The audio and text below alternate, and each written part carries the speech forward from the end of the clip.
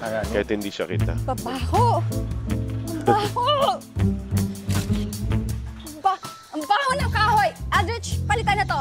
Ang baho na, ka-expired na. Ito din, mabaho. Mabaho lahat!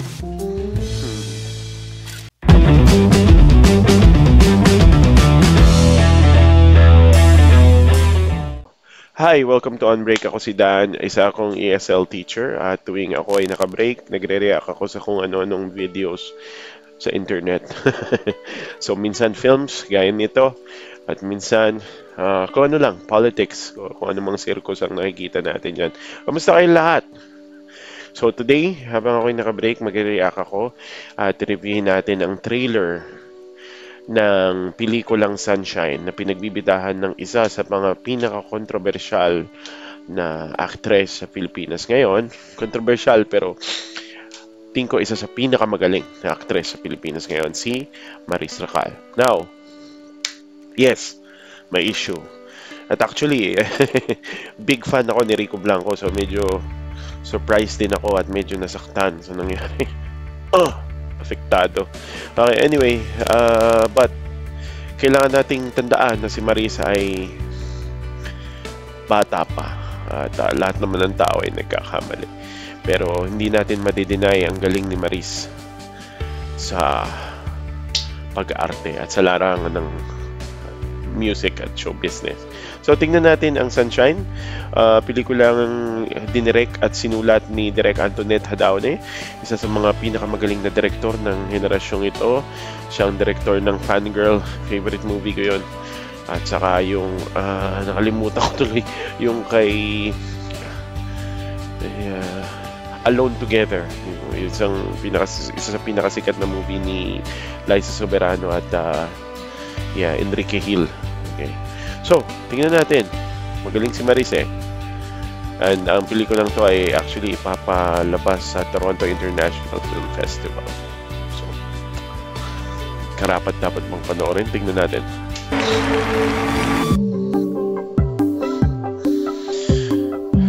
Sunshine, relax konti yung arms, ha? Very good.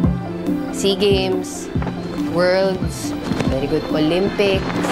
Nakakampante ka. By the way, ang Sunshine ay tungkol kay Sunshine, isang gymnast na magko-compete SEA Games at nagtatry mag-qualify sa Olympics. Ako hindi nyo na itatanong. I mean, sikat na sikat ngayon si Carlos Yulo, ang ating first two-time gold medalist sa gymnastics sa Olympics. Mahirap ang maging gymnast. In my opinion, ang mga gymnast ang mga pinakamalalakas na atleta sa lahat ng sports. Opinion ko lang yun. Mahirap maging gymnast. Maraming training ang pagdadaanan. So, si Maris ay nag-train din para sa role na ito ng matindi. So, professional naman siya. So, you gotta give it to her. Diba? Chance mo na to sa Olympics. Yung iniisip mo, ilang araw lang yan. Weeks or months. Pero to, ang tagal na nito sa akin. Ina. Gago, buntis ako. Yeah, I heard. Buntis si Sunshine. So, isang realidad na ayaw mong maranasan pag nagko-compete ka or isa kang atleta. Siyempre, last chance yun sa Olympics, sabi nga, di ba? So, paano to? Heard you. Are you sure this one? Gago ka ba? Yun talaga yung sasagot mo sa akin? Uy! Gago! Tangina mo, wala ang kwenta! Di ba may qualifiers ka pa? Yung 2 months na yun, di ba? Ba't di kayo napunto? Sabi na kasi puputok niya sa labas, so... Okay, nakakatawa, no? Kasi marami talagang lalaking ganyan nangangako. Oo, ito ay feminist film. Feeling ko maglalaro ito sa... Feeling ko lang, sa choice ni Sunshine kung ikikip yung bata o hindi. Pangarap niya o yung bata. Siguro ganon. Or both. Dahil magtagumpay siya. Ito ay isang realidad na dapat nating harapin. Yung mga karapatan ng babae at yung karapatan para sa abortion sa mga iba't ibang sitwasyon na katulad nito. Yun ang maganda kay Direk Antoinette. Hindi siya takot pag-usapan ng mga ganitong bagay sa mga pelikula niya. At sa Pilipinas, tayo na lang ang walang divorce sa buong mundo, bukod sa Vatican. As per abortion, hindi ko alam. Pero, panahon na yata parang Pilipinas ay mag-iba ng pag-iisip. So, yung mga ganitong pelikula makakatulong. Ako na.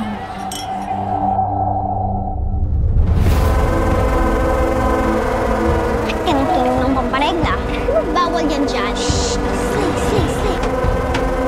Labag yan sa batas. Lalong-lalo na labag yan sa batas ng Diyos. Sige na, ikaw na nga. Pagkala mo na lang. Ito lang na pagod. Mananalo. O, eto. Harder! Good! Very good! Drown out the noise. You're sunshine. Olympian. Okay?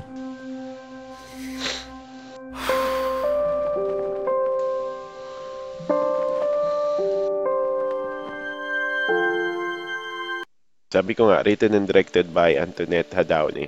Walang takot na pag-uusapan dito ang abortion at karapatan ng isang babae sa pagpili ng kanyang direksyon. Wala akong personal na opinion dito.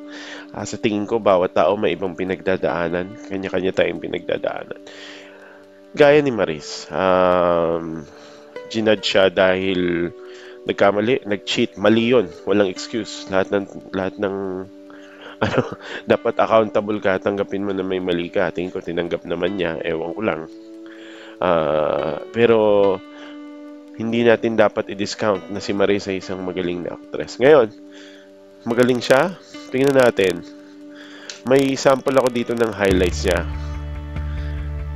Ironically with Anthony Jennings. Okay, so in my opinion, si Maris ay isa sa mga actress na may pinakamagaling na comedic timing sa mga young stars ngayon. Mahirap magkaroon ng timing sa komedya. It takes talent. So, tingnan nyo. Uy!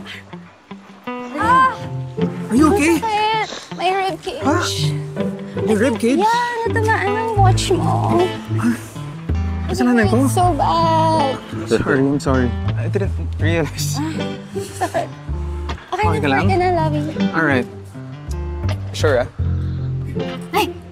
Diyan! Tama yan. Teka. So, nakita nyo yun, pinagsiselos niya yung karakter ni Anthony Jennings.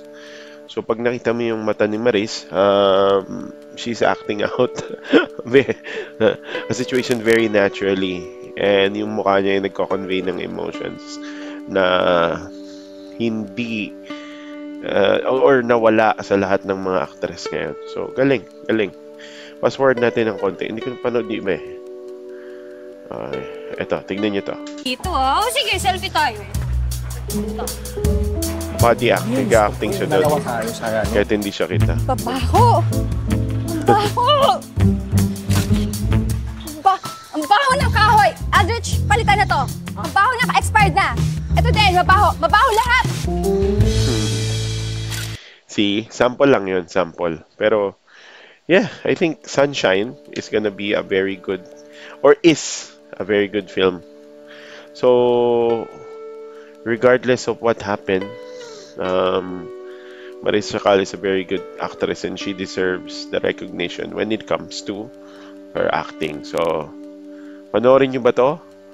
Anong masasabi niyo dun sa issue ni Maris? Dapat pa ba siyang suportahan? I think so. Pero kayo, anong tingin nyo?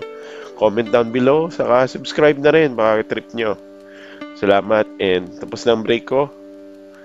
Magandang araw, magandang gabi, kung anong mga oras kayo nanonood. Thank you.